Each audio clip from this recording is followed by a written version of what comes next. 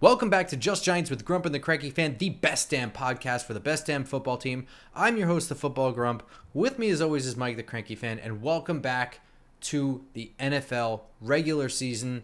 It is our first episode of the regular season for 2022. Week 1 game preview time. It's Tennessee Titans hate week. What's going on, Cranky Fan? I usually save my hate for the Tennessee Volunteers, but we'll throw it out for the Titans this week. What is is a Titan not just a giant? Well, I know in like Greek mythology, right? It's like an actual thing, but aren't they just giants? I mean, I'm guessing it's a Titan for a Titan rocket, and I know Tennessee had the nuclear facilities out by Knoxville. I'm really reaching for that, so I don't know. You might be right. I have no idea why they are the Titans, especially since it's like a borrowed franchise name from the Jets, right? Right. Well, the Jets' original name was the Titans of New York. Right. Way back when. That's Which right. is, again, just the New York Giants, as far as I'm concerned. The Titans of New York Giants. What's the hell? What is the difference? Rip-offs. Anyway, so the Jets went from Titans to Jets, and then the Titans in Tennessee is relating to a rocket? I don't know. I mean, it's kind of a weird name anyway, and I've always said from day one when they switched from the Tennessee Oilers that it's probably the worst uniform in the NFL. Oh, the logo and the colors. And you know what's annoying is that the Oilers had sick uniforms. Oh, they're the best. Well, that was the period we were talking, late 90s.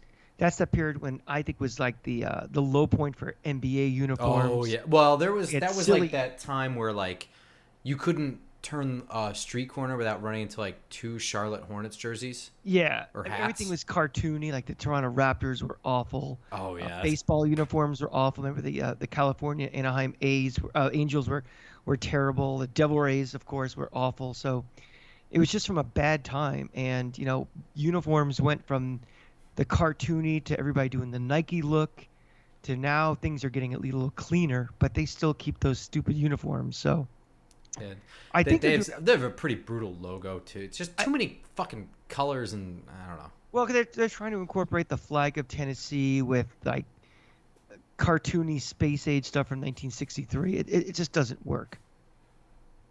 Yeah, not a fan. That is probably my least favorite everything in the NFL as far as like uniforms, logos, even team name. Until the Commanders came along, man, that franchise. Not to go totally off the wall, but like. They continue to just like look like a low effort. They put out like a tweet today that was a bunch of like JPEG images of like their captains, and it looked like a photo, and then they just like threw on text at the last second and uploaded it. It was just like there was like text in like the corners and shit. Like I don't know who designed this stuff. I mean, like, from the social media editor to the owner, that is just a disgusting. Embarrassing franchise. It really is. It really, because it's not like they had to change their name over the course of a summer. They had like 3 years, and it was under attack for a decade before. Well, I was gonna say, let's be honest. I mean, for 20 years, somebody should have been in a room somewhere at FedEx Field in some dark room, just writing down names. What if? Yeah. And All right. No, didn't think of it. Before we get to the more relevant news, yes, I shaved my face. I also shaved my head. We are ready for football season. I look like a turtle right now, actually. I can't see you. No. Normally I'm very thankful for that, but now you should be extra thankful. So what do you look like? Are you? I literally look like a turtle. I look like I'm slick as a otter. So you went full shave? I didn't use a Bic razor, but I went on the lowest setting for both my beard and my head. This is amazing. And here's the thing, guys. Take a look at the two of us. Guess which one of these cousins are older? Oh, it's me. Brutal. Thanks significantly so older. Much. And now he's going sans hair. Wow. Yeah, well, there might be a surprise in it later in the year, perhaps around Halloween, but we'll see. What are you going to do? You're going to dip your head in like an Easter egg and make it blue? If it's a surprise, what good is it telling you now? All right, the Giants are 5-0 going into my birthday weekend in October. I'm getting out the paws, and you're going to be dipping that. All right. Deal. The year that happens, I'll do it. All right, so Mhm. this year, big news. Before we get into the game itself, big news ahead of the game. Darius Slayton taking a pay cut. Darius Slayton has been the subject of many conversations, I think, among Giants fans. Us, not so much. It's come up multiple times, but hasn't been a big sticking point. We really kind of laser focused on the guys that we felt needed to be here, that had big contracts or something like that. Slayton was one of those things where it felt like you had options, and if you didn't, you could just cut him because he's just had a couple of down years. But taking a pay cut with a wide receiver room that is the top end talent is hurt all the time, and then everything else is just middle talent. Getting him to be paid at the vet minimum, that seems like good GMing to me. What do you I think? think I think it's a combination of good GMing, and I think it's a combination of good agenting. I think we know what the market was out there for Darius Slayton. He's one of those guys where he's on your team and you watch him all the time and you perceive his value probably to be better than what the rest of the league thinks. And I think they did try to make a trade for him. I think there were no takers, and you know they probably said, "Listen, you come back at the league minimum, or you were cutting you." And he probably was like, "Yeah, all right, it's better than nothing because I don't know what his perceived value is around the league." And he took it, and we'll see how long this lasts. I wonder if it's not that there were no takers, but because of his contract, the return was not in the interest of the Giants. But now that he's taken a pay cut, if he is, let's say it's week 8, Giants are they're either winning and guys are coming back from injury and are fully healthy, or they're really losing bad. Darius Slayton tradable now, mid-season? Do you think anybody would want somebody like that if he's doing well at the vet minimum? Probably, right? I would say it'd have to be a lot of things, a lot of stars have to align. A team that's in contention, that has a rash of injuries, that needs somebody, and might give up a 6 round pick for him, maybe, or I don't know. I don't see him all of a sudden as being this hot commodity because now he's making so little money. He still has to prove himself too. So he has to show that he has value in the marketplace first. And again, he's a little buried on the depth chart as well. So a lot has to happen on our side for him to become marketable, for then him to go somewhere to a situation where it makes sense. Right. Yeah. That's kind of how I feel. I think that this is a wise move. I agree with you that this is probably some good agenting as well. His marketability outside of this area was probably not what he thought it was. Whatever. But either way, this is good GMing because they really do need depth. And for all his woes, he's not a bad wide receiver. It was really more a question of They need for depth in two cap and a space. half million dollars, is he that good? Like, I mean, is he that much head and shoulders above the other guys that cost almost nothing? Um, you know, I think it's kind of fair for both parties. I think I'm not sure who it was, but somebody broke it down as the bump in pay for Darius Slayton had to do with him outperforming in his rookie year, and then he kind of, whether it was between him, the system, or a combination of both, the next 2 years he kind of just was the most whatever guy, because that following year he was kind of the number one receiver and he's not that, and then the year after that he flat out had a bad year and he was hurt a lot. He dropped passes. Yeah, I mean, he flat out was that's not not a good system last year. problem. That's a him problem. Correct. And so it's kind of just scaling it back to what it kind of would be. I'm not sure who it was that said that. A lot of the financial stuff goes over my head, but either way, I'm a big fan of this move. I don't think Darius Slayton goes anywhere. Do you think that his pay cut and his, I guess, second lease on NFL life this year, is there a chance that he sticks around next year, gets re-signed here? I doubt it. Okay. Well, also, I think this deal makes more sense for the Giants. Forget him. It's that extra little bit of wiggle room that they're going to need that money, because if somebody gets hurt and they have to sign someone off the street, they're so scraping against the cap still that's the value of it is much more for that little extra money than worrying about him. I think it's just he's here just for this year. I think again another draft comes, they pick up another guy somewhere. They pick up a 4th round pick to wide receiver, that probably bumps him off the roster right there. I fully agree. I think this is his time here, and this is his year to really prove himself to the rest of the league, 'Cause not remember, really to this coaching staff. Last week when we did our kind of our college preview for the weekend, we talked about wide receiver is a spot that we will be looking at, because again, we're not sure about guys like Kenny Golladay. Will even be on this team next year. We can't be guaranteed sure that Kadarius Toney can be counted on every single week. So wide receiver is one of those things. It's not as a glaring of a need as some other positions on this team, but something that they're definitely going to address in the draft going forward. I think this staff might look at wide receivers in every single draft for probably the next 3 years. I mean, you think about it, Kenny Golladay is a contract they have to replace. The problem is that, like, if they want to keep Kenny Golladay in the roster, he's going to be performing so well that they're going to have a hard time lowering his cap hit. And, if he doesn't, then they need to then fill the void when they get rid of him. Kadarius Toney's another one that's kind of in this point, not now, but upcoming. If he has another injury-filled year where he barely sees the field, you have to start thinking about moving on. You have to start thinking about it. I know he's a first-round pick. You have that rookie contract to do what you got to do, but you have to start factoring in that maybe this guy's not here for the long haul anymore. Sure. 2 straight years of, so that stuff's adding up anyway. You add in the fact that there is nobody like Darius Slayton, who's just a straight line, stretching the field kind of guy.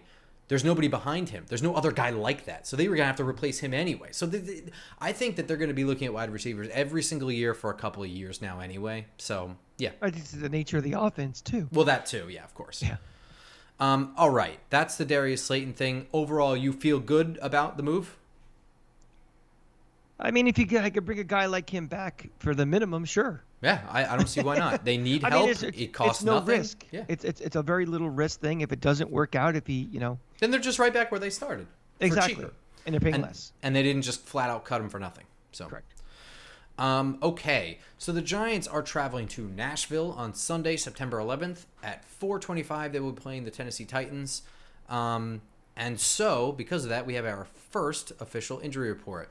This is unfortunately being recorded on Wednesday. I am flying Thursday when we normally be doing this, so that it would be fresh for Friday. So we have the first ever injury report for the year. So it may not be fully accurate by Sunday, but that's okay because this is kind of like part of the thing, right? We got to talk about the 4 main guys here. They were all listed as limited today. Azeez Ojulari, Kayvon Thibodeau, Sterling Shepard, Dane Belton. Those were the 4 guys. Belton, you and I, we don't feel too bad about not playing at all, right? Mm-hmm. To be honest, I don't know how he's in any way limited with a fractured collar. That's beside me, but whatever. How do you feel about Shepard?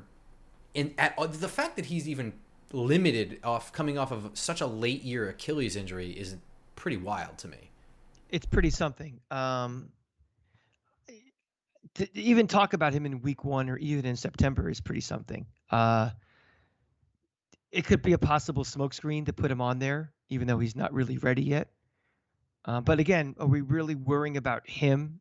I mean, this isn't Terrell Owens or somebody that's like an elite receiver that we have to think about game planning around Sterling Shepard. So I don't know. It's one of those guys when he's kind of out of sight, out of mind for me until I see him on the field. Oh, for this year, for sure. Yeah. I was not penciling. First of all, I didn't think Shepard was coming back to this team. Once he was re-signed, I was like, well, I mean, is he even going to play at all? And I don't know how this injury is. And even if he did, I was thinking more middle of the year, like, oh, cool. Yeah. We might get a boost if we're got a winning record at that point. That might help. But even if he comes back, what kind of condition is he really going to Exactly. Yeah. So I think there is potentially something to what you said about this being a smokescreen. I don't know about that. I haven't heard anything saying that. Like, I don't see him moving around a whole lot on the field. Again, it's not Odell Beckham. It's not it's not Jerry Rice where it's like I have to reevaluate everything I'm doing because this guy might or might not be playing. It's Sterling Shepard, who's still on this team. If he's healthy, what is he on this team?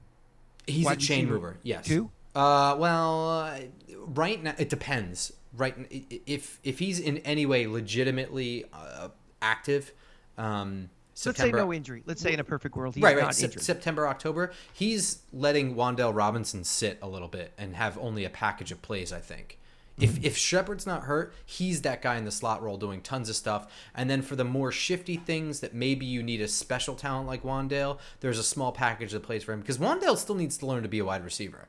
Right. He's really I don't want to say he's a gimmick player, but he has not had a lot of training at what he needs to be doing in the NFL. Not yet. He's just a rare talent right now. Mm-hmm. So that's where I think he would be. Where he's a chain mover. Sterling Shepard he's not a real big yak guy the way Tony is, but he has not elite. He has very good separation, very good route running skills. Good route runner. Yeah. Absolutely. Yeah. And so he knows where the chains are, knows where the spot he needs to be. Absolutely. He's not a guy who's going to fall over every time like Steve Smith was for us, where I think that guy just had jello legs. As soon as the ball was in his hands, he's just falling down no matter who was around him or what. But like Shepard will stay on his feet if he needs to. He doesn't jump, I don't think, really too much when he doesn't need to. Mm-hmm. But he's not like a massive open field threat, really, And to be very honest, when we were doing our salary show back in February, we thought he was kind of a luxury to keep him. Yeah, I do. I still think he's kind of a luxury. It's still wild to me he's even here. Yeah. Now these are the two big ones, though. Azeez Ojulari has a calf injury. Kayvon Thibodeau has an MCL sprain. I don't think we're sure of the severity of any of these injuries for starters, but I really have no idea about Azeez's. It's scary because, we are desperately in need of a pass rush, and if our two best pass rushers are limited, if not out, we're facing an offense that's going to be run heavy and pound the ball. But in obvious passing situations, you want to disrupt Steve Tannehill as much as you can. And if our two best weapons to do that are not there, that frightens me. So that's a major key of the game is what is their health going into the game. Yeah, and it sucks that we have to do this on Wednesday because that is such a huge key. We were so stoked to get Kayvon, not because of who he is, but who he is and who he gets to play across from. Mm-hmm. Week one, that might not happen. Well, welcome to the New York Giants, Kayvon. Yeah. That's what happens to us. But that said, as of Wednesday, neither one did a whole lot. Going to keep checking on that throughout the week. I don't expect Kayvon to play. I could see a potential for Azeez to play. Mainly because I have no idea how hurt that is. I don't know. Again, they put those injury reports out there for gamblers. They're not put out there to be, statements of truth. I wouldn't trust them as far as I can really throw them. There's a lot of gamesmanship involved with those. We'll just have to wait and see. I hope he's playing. God, I hope he's playing. But I really don't know. Like you said, don't know. One guy I know for sure isn't playing is Titans edge rusher Harold Landry. Went to IR. I believe torn ACL. I don't know if it was contact or non-contact injury, but happened in practice. I want to say like Thursday or Friday. It was like very recently. It was like last week. It was last week, yeah. That is a huge blow to the Titans. And it's a pretty big win for the Giants. So why don't you give me your thoughts on this game? What are you expecting? What are you afraid of? What do you think the Giants can do to help themselves here? What are your thoughts? My thoughts are it is week one of year one of a completely new coaching staff. I expect this team to take some time to get its legs offensively and defensively. Daniel Jones played more than I thought he might in this preseason, but didn't play all that much, if we're going to be very honest. Didn't play all the third game, played about a quarter of the first. It's going to take some time, and especially on the defense too. My big fear, obviously, is Derrick Henry running for 750 yards against us. Famous Florida Gator Derrick Henry. No. The one that Will Muschamp thought would be a better linebacker than running back. What town did he grow up in? Yeah, he's from Yulee, Florida. Was recruited by Will Muschamp but he told him, "You probably better be a better linebacker than running back." He said, "Nah, I'll probably be a Heisman Trophy winner at Alabama," and went to Bama. Where is So Yulee, Florida? Yulee, Florida is in between Jacksonville and Gainesville, and if you want to get a speeding ticket, I advise you go to Yulee, Florida, because I guarantee you will get one. It's the biggest speed trap in the country. They have parking tickets and Heisman Trophy winning running backs there. That's how I know you had a good Florida weekend. I just teased you really hard about Derrick Henry, and you just went with it. That's okay. Okay. We're 12th ranked now. We're pretty good. Check Check out my show, the Cranky Fan Podcast on FL Teams. You can hear my thoughts on that game. But no, good. But getting back to this right. situation. Yeah. Sorry about that. No, my big fear is with a guy like Derrick Henry that there's going to be a lot of 2nd and 3s and 2nd and 2s for the defense as opposed to 2nd and 8s and 9s. And you give Steve Tannehill some, options on offense, and we don't have a pass rush. That is scary. He's not a great quarterback, but he's an efficient quarterback. They've lost a lot of their receivers from last year. They don't have the threats they did, but they're still an efficient team. I wish this game was later in the season. It's a tall task for this team to go on the road first game and win, and I do not think they will. I think they lose this game something in the order of 24-10. Wow, that's a brutal score. It's a brutal score. Do you think it'll look worse than that score, or do you think it'll look better than that score? And why? I think it's gonna not be as close even as the score. I'm just afraid of this defense a little bit. I'm afraid that if they get gashed early by Henry and they're on the field a lot, my fear is Tennessee is just gonna have an enormous time possession in the first half. This defense gets really tired in the second half, and if this offense can't sustain anything, if our offense, 3 and outs, we don't get the passing game isn't clicking. If we can't open up holes for Saquon Barkley, they're giving the ball right back to them. It's a worst case scenario. I just don't think this is a very good matchup for us right now. I'm not happy about this one. I'm not looking forward to it. I'm looking forward to seeing Giant football, but I'm not having any high hopes for coming out with a week 1 win. Yeah, I'm worried about this one. Let's stick with the Derrick Henry theme. Let's stick with the Tennessee offense theme. I'm more worried about Ojulari and Thibodeau being out, less because of the pass rush, more because they are both good run defenders. That too. Both of them. And Derrick Henry does most of his damage running over guys that are smaller than him. Getting him out on the edge is a really efficient way to ensure that he'll break the first tackle. If you can get him out there past the edge rusher or the defensive end or whatever you want to call him. If there's a corner or safety trying to tackle him one-on-one, it's almost guaranteed that he's going to break that tackle and start running up the sideline with a level of speed that you and I don't know.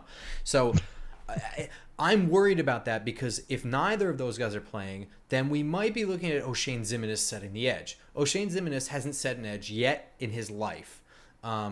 There's a chance that if both of those guys can't go, that they'll elevate Quincy Roche from the practice squad, in which case I would feel a little bit better. I think he is pretty good at that, and I think Jihad Ward is going to be okay with that. Thinking about what you just said, elevating a practice squad guy to go up against Derrick. He's better. I am convinced that he's better. But I understand that. But I mean, just the thought of that just kind of keeps me up at night. Yeah, I mean, the idea that he's on the practice squad and Ximines is here keeps me up at night. But the fact is, no matter what I think, no matter what the tape says, the coaching staff just doesn't seem to like Quincy Roche the same way they like O'Shane Ximines. So even if he's elevated, he's still going to be playing second fiddle likely to Ximines, and that scares the shit out of me.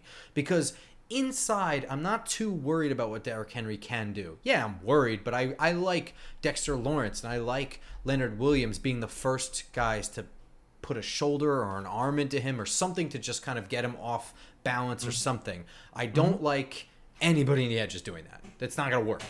Yeah. So that's my number one concern. But I think there is something here. There is a chance for them to win, and it's going to be difficult because it makes me nervous because I haven't seen any of it yet. The Giants have kept a lot of their offense close to the vest, and I say that because what we did see in practice, what beat reporters were tweeting videos of in practice, and what other people were tweeting videos of in practice, we didn't see in preseason games. It was super vanilla in preseason games, and every single offensive play in the training camp was something wild with crazy motion and guys being used in different, especially the first couple practices, they did strictly red zone shit, and it was all wild. We didn't see any of that in the training camp and in the preseason. Now, what? Well, you got to get to the red zone first. So here's the thing. Happening. Right. So here's the thing. If you don't want, they need to stop the run, right? Mm-hmm. They can't let Tennessee, a team with a meh quarterback. He's not bad. He's not great. He's good. Let me ask you something real quick. But yeah, would you rather have Tannehill or Daniel Jones right now? Oh no, Tannehill. But he is not. Tannehill is not the guy I'm afraid of on that team. Of course. Right. So they have an average quarterback and then a even more meh group of wide receivers. They cannot let Derrick Henry go down the field and score a touchdown in a 6-minute, 85-play drive. Unless 85-play drive. I mean, wow. I'm being crazy, but they can as long as they can answer quickly. Okay? I know that puts the defense on the field more, but if the defense can get a stop here and there against a team that's going to run the ball first and the Giants can score quickly on offense, they're going to have to start throwing to keep up. They cannot sustain 6-minute drive after 6-minute drive to keep up with an offense that scores quickly. Now, will the Giants score quickly? Probably not. But there is a pathway for that. These corners for Tennessee, not very good. Roger McCreary, a guy I super liked in the draft, but he is 5'11", and he is a rookie, and this is his first ever game. And a 5'11" rookie might be going up against Kenny Golladay, who's 6'4". Mm-hmm. Okay? That's number one. Christian Fulton. Do you know who that is? He's the other starting corner. Their backups, Lonnie Johnson, Elijah Molden, both groin injuries, did not practice this week.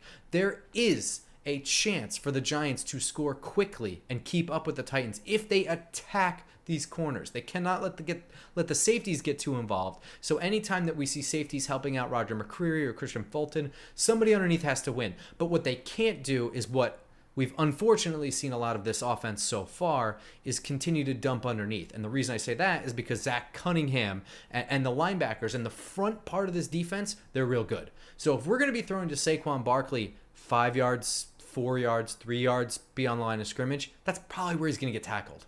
Mm-hmm. I mean, these are really good linebackers. That'll work here and there, but they really do need to stretch and test these corners. I'm not afraid of Roger McCreary. I'm not afraid of him in his first game. Throw at him. He can. If you had a one-on-one matchup between Roger McCreary and any of our starting three wide receivers, are you throwing at him? I would attack him. Yeah, absolutely. First of all, I like to attack with my strength too. I mean, it's on paper, guys like Kenny Golladay, guys like Kadarius Toney are weapons. Yes. And there's not that many corners in the league where they're just such shutdown corners where I'm not throwing in their way because of the corner. Let them defend. Let them make the plays. Yeah, to me, I'm staying away from the heart of this defense. The fact that Harold Landry is out might give Daniel Jones enough time in the pocket. Maybe the rush is only coming from the Bud Dupree side. He can roll away from that, keep his eyes downfield. I mean, Daniel Jones can run too, but it's going to be hard with guys like Zach Cunningham in the defense. They're going to be able to chase him down. At least give him a run for his money if they can take a good angle. That being said, we haven't seen anything. This is the first time for this offense. A bunch of guys are hurt. I don't feel good about this game, but I think that Tennessee is pretty hurt, not really that great. I think the Giants, I don't want to say pull out all the stops, but they pull some crazy shit out of the playbook no one's expecting. I think we're going to see some wild plays. It's not going to be a clean game, but I do think it will be a fairly close game, and I think Tennessee wins something like 28-24. Let's just say I wouldn't have Tennessee as my survivor pick this week. Is that a fair assessment? I think there is a pathway to victory, and I think part of the fact that we spend a loser-ish amount of time paying attention to the Giants, and we're really not sure what they're going to do, means Tennessee doesn't have any idea. I mean, they have to be fairly clueless as to what might be going on here. And that definitely plays into the favor of the Giants. I mean, who could possibly be ready for everything? You know? True. And I do like Mike Vrabel. I like this Tennessee team. If I were, I would love this team if I lived in that area. I would be a big fan of what they're doing, what they look like. But that said, I think for the talent they have, I think they overachieve. I think a lot of that's coaching. Yeah. I mean, sure. you think about the playoff game against the Patriots. I attribute a lot of that to coaching and like game planning, whatever. All right, so those are our predictions. Those are our predictions. Mine was a little bit more optimistic, but realistic. Mine is a little more pessimistic. But that's the thing. I think this could swing in any direction. This game could be 56-0. I have no idea. Yeah, I mean, again, everybody can't wait for week 1 in the NFL season so they can bet on every single game because they want to bet. But the reality is we don't know. It's like the worst week to bet on. Exactly. I mean, you got to get into the season and start seeing how things are going to develop. And everything we're talking about is really theoretical and our projections and our analysis, but it's not on tape. It's not happening. So that's why week 1's always so exciting to me. It's like, okay, all of this stuff we've been thinking about and scenarios. And well, here it is. There's Evan Neal on right tackle. There's hopefully Kayvon Thibodeau. There's, let's see, Wan'Dale Robinson. Let's see Daniel Jones playing in his 5th year and playing for his survival in New York. And it's finally happening. So that's what I'm excited to see. And it's just, again, we've said this a million times this year. We don't have many expectations for this season. This is the beginning of the rebuild, the beginning of the rebirth of the Giants. And we want to, we're starting from the beginning. And, we'll take it week by week. Moving around the league, the NFC East crowned champions already, Philadelphia Eagles, are traveling to... Oh, I thought they were Super Bowl crowned champions already. Oh, yeah, you're right. Yeah. They're traveling to Detroit to face the Hard Knocks Dan Campbell Lions. I have this as Philly all the way. This last week there's been a lot of that, hey, is Detroit a playoff team type of thing? No. Philly wins handily. Tampa Bay goes to Dallas. I have this as Tampa. Dallas without Tyron Smith and, Jason Peters on the practice squad. I think Jason Peters can probably do a pretty good job for them this year. Certainly better than what they have going on. But week 1, new team, new everything. I'm going Tampa Bay and Tom Brady here.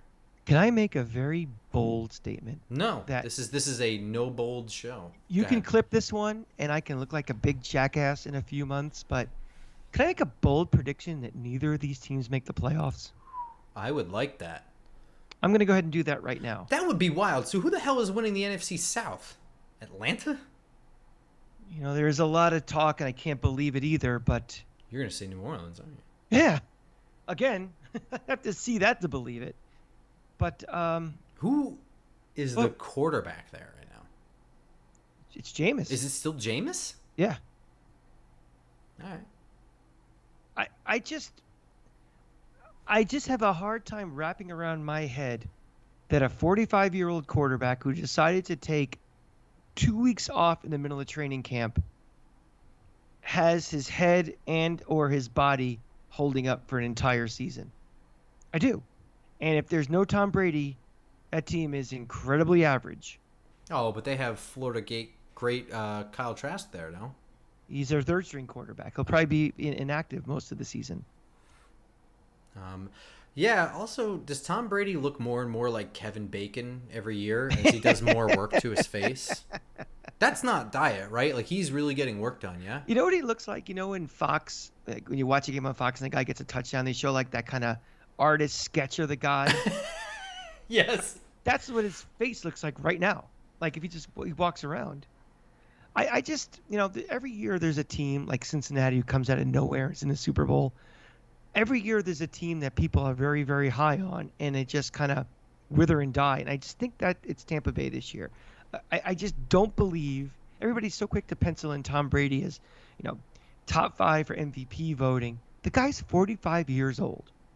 The guy retired and came back. Took a 2-week sabbatical during training camp and came back. You can't tell me this is the same Tom Brady mentally that, was playing 4 years ago, let alone 15 years ago.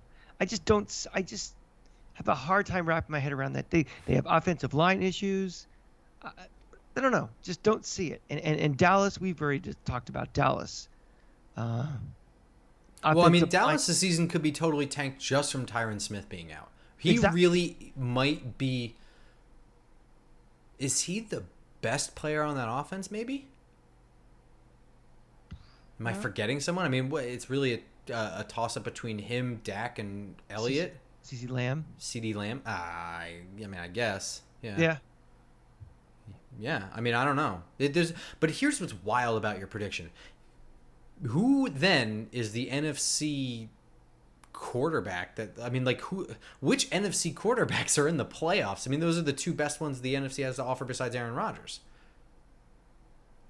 Well, right? So that'd be Rodgers. Who would win the West? I guess Stafford and the Rams. Stafford. I guess you have to have a wild card from some other. Vikings? If we're having Hurts, we're having Jones. Yeah. Yeah, we're not in the playoffs. Jameis, Aaron Rodgers, Stafford, maybe Kyler Murray. What about Goff? I mean, if they're all of a sudden just had him losing to, I guess, yeah. I would say Kirk Cousins and the Vikings maybe before that. Yeah, I don't know the full state of the Vikings, but Cousins has this weird way of just. I could see him sneaking into a wild card. Maybe I don't know the full story of that team though. Mm-hmm. I don't know. That is a hugely bold take. I will clip that and. I mean, I'm not because if you are right, that is going to make you look like a damn genius because it is September 7th. I just see those two teams as, just purely on reputation and purely in what's been happening in the last couple of years. I'm not sold on either of them. Dallas to me seems like a team that, we don't like Kevin McCarthy as a coach. Kevin McCarthy. Or Mike McCarthy either. Kevin McCarthy. I went to high school with Kevin McCarthy. Oh, I was gonna say. Shout out to Eastlake. I don't know where you are, Kevin. Last time I saw you, we were bussing tables together. At, Kevin, Mike, Paul. Oh, wait, that's McCartney. I'm an idiot. Melissa McCartney, who knows? But I don't know. I just there's just so many question marks that people are just kind of overlooking both of those teams that if things break the wrong way for them, could not be in the playoffs. So let's just again, I could look like a complete idiot. Those two could be playing in the NFC Championship game in January. In that case, you'll be probably finding another host. But that's my bold prediction. That is bold as hell. But you will always be the co-host of this show. Jacksonville, Washington. You got a bold one for this because I'm going. Jacksonville went out and they signed a bunch of names. It kind of felt like they had an offseason that was just like a fantasy draft. But I still don't. First of all, I want to say that Trevor Lawrence is like a good quarterback, but do I have anything to base that on in the NFL? Is there something I haven't watched? Well, I would say if we say Daniel Jones was never given a fair opportunity to succeed, I would say Trevor Lawrence had even less of an opportunity last year to succeed. The Urban Meyer experiment was so horrible, so brutal, that it's amazing he hasn't been going to therapy 6 days a week. I know that you hate him. That's not hyperbole. That's the truth. No, yeah, I know. Yeah. But it's just, I never would have expected it would have went that poorly. I guess I didn't pay as much attention as I should. The guy's an interesting cat. I mean, when he was at Florida, the final 2 years he was there, the 2009 season after the national championship when they lost to Bama, and that 2010 where he retired because of health issues, came back and said he was going to be a part-time coach and, didn't even recruit. And then, wanted to spend time with the family to only go to ESPN. And, he was, goes to Ohio State a year they're on probation, but had a stacked roster anyway and won with a lot of players that weren't his recruits. And then the whole thing with the assistant coach. And He is, and I said this back in 2006, that he is just a walking soap opera, and a guy that's maniacal about winning. That, if he loses, he goes insane. He lost one game in 2009, and he almost had a heart attack and had all this drama with him. So going to one of the worst teams in the NFL, this was not surprising that he would just, you know, be insane. And,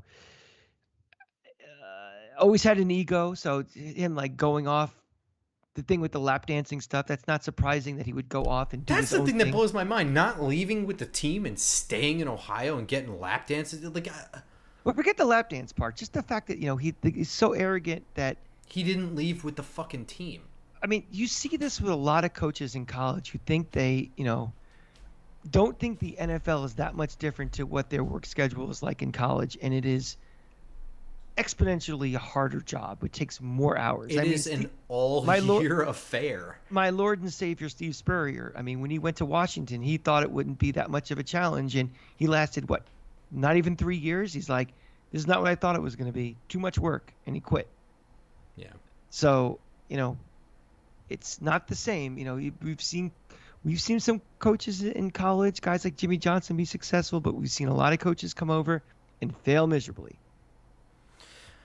Well, Urban Meyer may not be in Jacksonville, but neither is a W. I'm going with Washington on this, with the Commanders. I'm not a big believer in them. I'm not a big believer in Carson Wentz. I don't know how I'm supposed to say that this Jacksonville team can win anything. They got a better quarterback. I'm taking Jacksonville in the upset. This one is definitely the hardest one to pick. I really was just going with Washington here because there's just massive gaps on the Jaguar roster at certain positions. But this one I could see going the other way, and it also could be a blowout in either direction. Mm-hmm. I wouldn't be, because I mean, Doug Peterson, we like to make fun of him, whatever, but he's not like a total dimwit. He's just, I don't really know what this Ron Rivera Washington team is. I really was more afraid of him being the head coach that took over that franchise a couple years ago than what really turned out to be. Mm-hmm. I don't know about you, but I was bummed. I was like, shit, this team's going to be good now. We don't have to worry about them. If this was week 6, I would say Washington. I think with week 1 and, teams figuring each other out and figuring themselves out, that's why another reason I'm going with the upset. All right, I got you. I have nothing else for this episode. You got anything else? Nothing. I'm just ready for this season to start. Big weekend. I'm going to go be scouting once again future New York Giants superstar quarterback Anthony Richardson down in Florida. Thank God. Yeah. Big game this weekend. Florida's playing Kentucky, so Will Levis, their quarterback, is going to be probably a top 10 pick as well. Although we'll see. I suspect he's overrated. I saw that game last year against Florida, and I was not too impressed. But this time I'll actually see him in person. So I'm going to see potentially 2 top 10 quarterbacks playing this weekend. I'm pretty excited about that. And then we get Sunday. We got the game. We got the Giant game. So big weekend. I will be in North and South Carolina on a mini vacation, my last non-football vacation of the year. And I will be watching this game while in North Carolina, but I will be in South Carolina on Saturday. And, I will be just as interested in that Florida-Kentucky game. I'll also be watching Stanford-USC later on in the day, I think, right? When's the Kentucky-Florida game? What time? Ooh, that's 7 o'clock ESPN. Shit, it's going to be on – both games will be on at the same time. We'll figure that out. Like we started last week, our little college preview, little mini shows, but because of our travel schedules, it's my fault. It's your fault for sure. But so we're gonna probably have to some sort of modified version of that this week, but we'll be back full guns next week for sure. Yeah, and again, it's still early in the college season, so the matchup, it's not like there was a ton of games that we're not going to be talking about. There was literally like those 2. Maybe 1 or 2 other ones that we could kind of talk about. But that's all we've got for this one, so be sure to follow us on Twitter. This episode is a little bit earlier than it will be in the future, But all updates and whatever, especially now since we don't really know anything at all, Twitter, @football_grump over here, at the Cranky Fan over there. He's also doing FL Teams stuff on YouTube. All Anthony Richardson, Florida Gator stuff is there, trust me. It's 24/7 Anthony Richardson. That's it might be. Other thing, though, I was on the yes. Unofficial Titans. Please plug this. I was very upset I couldn't go on this. Yes, I was on the Unofficial Titans podcast today. Really good. We talked for about 20 minutes about the upcoming Giants-Titans game. Really good guys over there. Give them a listen. It is on the 440 Sports Network. Just search on wherever you get your podcast. They don't do a YouTube version. It's just a podcast. It's called the Unofficial Titans Podcast, episode 114. I'm on there at about the 29-minute mark, and pumping the Giants up. My honest assessments of the offseason, state of the Giants, what I think about the matchup coming up. So give that a listen and give those guys a follow. They're good guys. Yes, that is actually a very, very entertaining show. All right, guys, that's going to do it for this episode. We will see you for the post-game show. Go Giants. Go Giants.